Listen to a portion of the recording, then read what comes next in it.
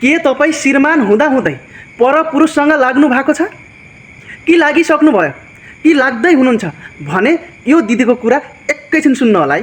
तपाईँ कसैको बुढी हो र कसैले तपाईँलाई माया गर्छु भनिरहेको छ भने नि कसम भनेको पस्ताउनुहुन्छ है, विश्वास गर्यो भने चाहिँ। किनकि नि साथीहरू, त्यो व्यक्तिले तपाईँलाई माया होइन बल्कि युज गर्न चाहँदैछ।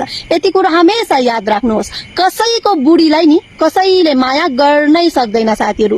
बहिरहेको पानीमा नि हजारौं मान्छेले हात खुट्टा धुलाउन चाहन्छ तर त्यसलाई पिउन कसैले पनि चाहँदैन। हो त्यस्तै तरिकाले नि साथीहरू, तपाईँ छोरी मान्छे हो, तपाईँलाई युज गर्न हजारौंले चाहन्छ तर तपाईँलाई अपनाउनु कसैले पनि चाहन्न, किनकि तपाईँ अरूको बुढी हो र तपाईँले त्यो मान्छेलाई विश्वास गर्यो भने नि जिन्दगी भर पस्ताउनेछ, कुकुरले नपाउने दुःख पाउनेछ। के तपाईँहरू पनि परपुरुषसँग लाग्नु भएको छ भने आजैदेखि छोडिदिनुहोस्।